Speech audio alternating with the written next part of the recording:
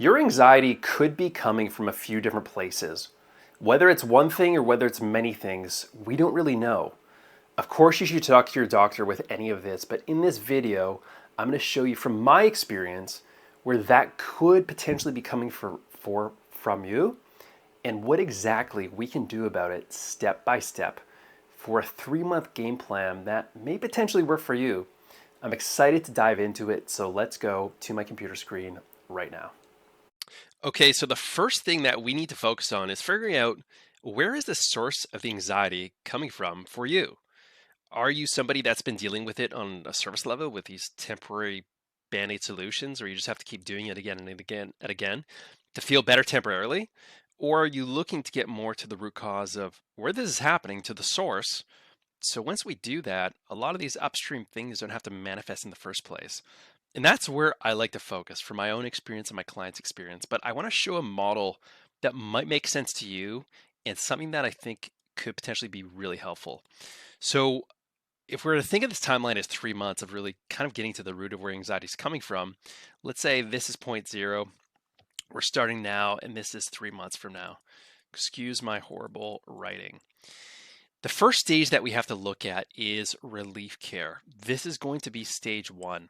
And with relief care, it's how do we make you feel temporarily better right now or over the next couple weeks? And typically, how I like to do that is with supplements, deep breathing, meditation, just like whatever that is for the individual. Some people don't like to meditate. A lot of high achievers can't stand meditation, and that's fine. That's oriented for some people. But for other people, taking a specific supplement can really help wind down. And is that anxiety coming from somebody's mind, or is that anxiety coming more so from somebody's body? Because these are two separate mechanisms of how we want to potentially help somebody. So, however that looks, when I first typically start working with someone for the first 1 to 2 weeks, we're going to be looking at that relief care. It's typically 2 weeks.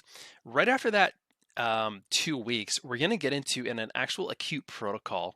Now, this is designed to be personalized to somebody, and there's over 1,000 variations of an acute protocol for somebody because everybody's biology is different. Everybody's environment and circumstance is totally different too. And so, this is where we get into the acute stage protocol. And this can typically last anywhere between, I would say, 1 month to 3 months. It really just depends on the individual or the person. So, usually 1 to 3 months.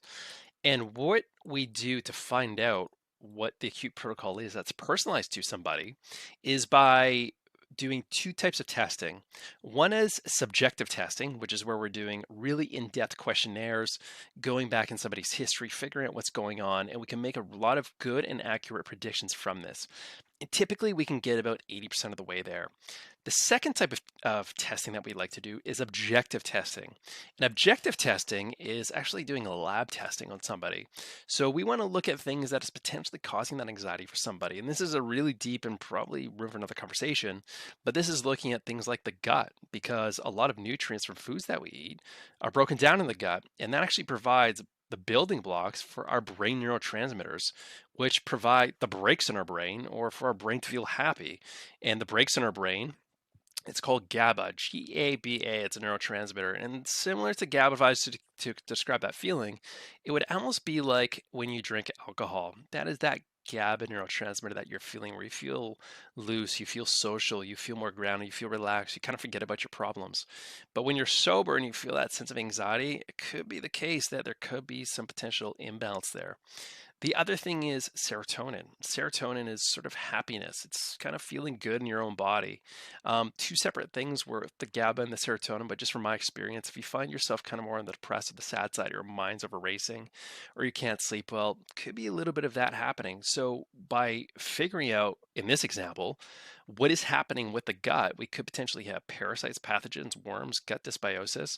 So now the food we're eating, even though if it's 10 out of 10 healthy, it's not actually going to be able to break down and assimilate for the nutrients and the raw building blocks that our brain needs to really start feeling the best self. And I can't tell you the amount of times when I've actually eliminated somebody's parasite or H. pylori or virus or worm or leaky gut, any one of these things, and get their gut dysbiosis back in check. That immediately anxiety can sometimes go away. Not for everybody, and it's case by case. I'm just saying from my own experience, but it's really interesting how that works. And it's just like a garden that's full of weeds. If we have a garden bed that is full of all these weeds all over the place, if we plant seeds into this garden, so a lot of people would try and just take probiotics and fill that the seed with um, this garden full of seeds and that's already full of weeds, it's just going to become this jumbled mess. I mean, imagine in your own backyard if you have one. If you have a bunch of weeds in this garden, you just put seeds in. Sure, flowers are going to be there, but the weeds are going to be too. So what we have to do is take out the weeds first. Then we have this clean garden bed, and then from there we can start planting the seeds, and then we can have a flourishing garden that is full of life. And your gut is very much the same way. We have to really get to the root cause and fix what's potentially going inside of the gut. I'll give you a couple other examples. Somebody's body could be full of toxins, whether it's mold, heavy metals, lipopolysaccharides, different like pesticides, GMOs. They like to store themselves in your adipose tissue. And this can happen from decades ago, by the way. And our body is always detoxing, but sometimes, our body has a limit. If our liver is backed up, with its detox pathway 1 and 2, think of it like a highway traffic jam. Any from future traffic that is coming through there, it's not going to be able to get through just because everything is clogged up. So that's another example. Another one could potentially be your hormones. So your hormones, if you're a male, it could be testosterone. If you're a female, it could be estrogen. You could have a progesterone estrogen imbalance if you're a female, depending on your stage of life.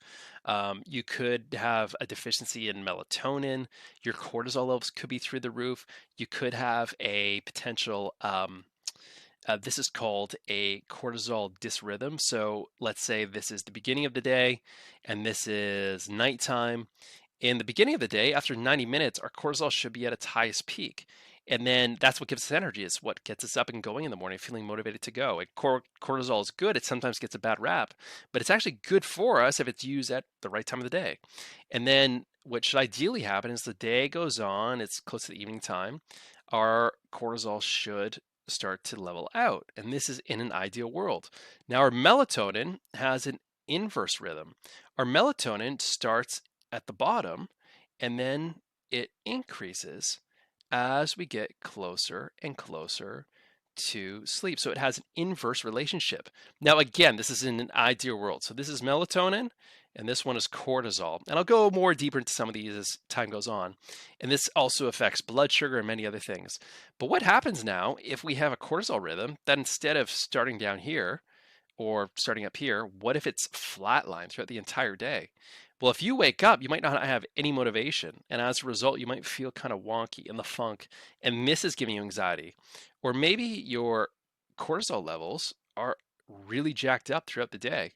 And then it's riding this extremely high. Now your adrenal glands are putting out all this output.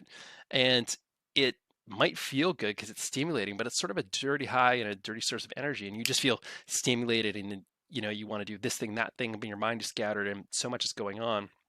This is also going to impact your melatonin levels. But what happens if your melatonin levels were up here in the morning, you feel sleepy, and then at nighttime, they're all the way down here? That's not going to help for your master sleep hormone. And now because you can't sleep better, you're not going to be able to fully recharge your mind, especially during REM sleep. This is when we consolidate memories. It's our emotional brain. It's our amygdala, which controls a lot of our, fear and emotional processing centers. If we don't have that, that is ultimately going to lead to us being more prone to these anxiety-based states. So what exactly can we do about it?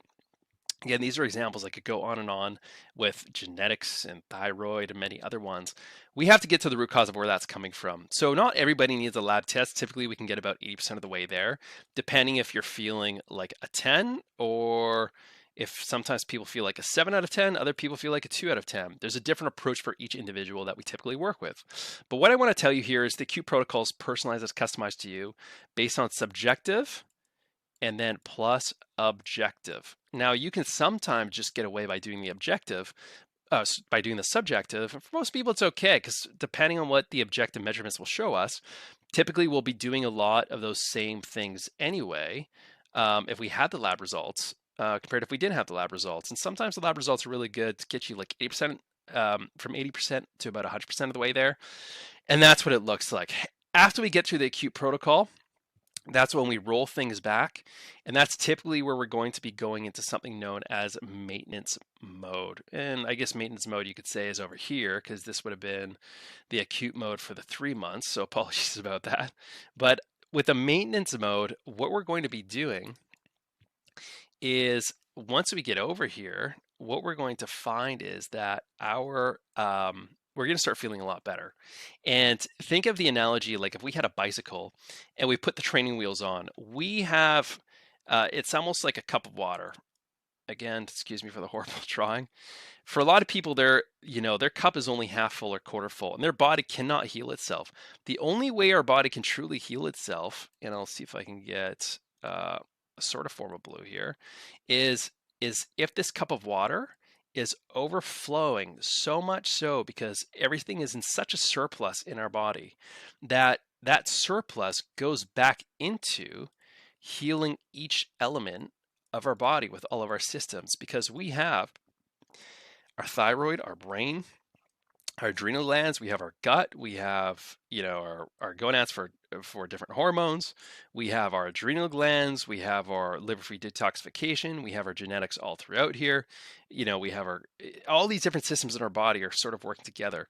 And if any of them are deficient, it's going to cause stress on other systems in the body, like a Jenga puzzle, until the whole thing comes tumbling down. And so the way back is, let's say our baseline was here, let's say it was at 2, we have to go to like a plus 12 because then when we have a plus 12, all those things can go back into healing these different parts of our body. And only once that's the case, we put the training wheels on, and then we can take the training wheels off until it becomes self-sustaining by itself.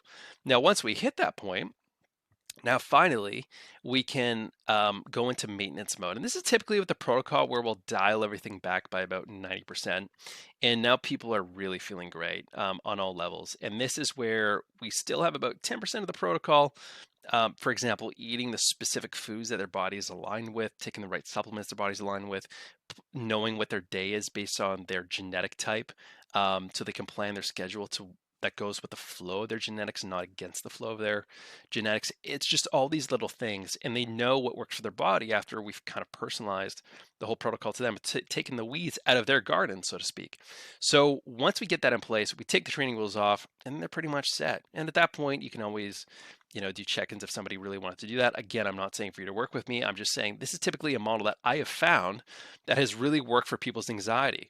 Now, for anxiety, it can be from a lot of different factors. Potentially, it could be your brain waves, in which case neurofeedback could be beneficial for some people, or it could be, their hormones in their body that are causing that anxiety, in which case you want to look at, addressing where's the root cause of that anxiety coming from to remove external stressors, but then also the internal stressors that are typically hidden. It could also be related to your brain neurotransmitters that I mentioned, which a lot of time can come from your gut. So it's all these moving pieces, and the root cause for each person can be extremely individual. And we don't know, and that might be the frustrating part. But once you know what's happening, there's actually something that you can do about it. And in my opinion, and maybe yours too, it's a much better model than simply taking a pill to address the surface level symptoms. And instead, by getting to the root cause and finding out where this is coming from, you can sometimes be in a much better place. But anyway, I hope this has helped you, this paradigm. And if you have any questions, let me know down in the comments below. And I can't wait to see you in the next video. And if you would like to learn more about how this system actually works, click the video down below and you'll be able to see exactly the framework that I've been able to use for myself and hundreds of other people that has worked for the same with them as well. We'll see you next time.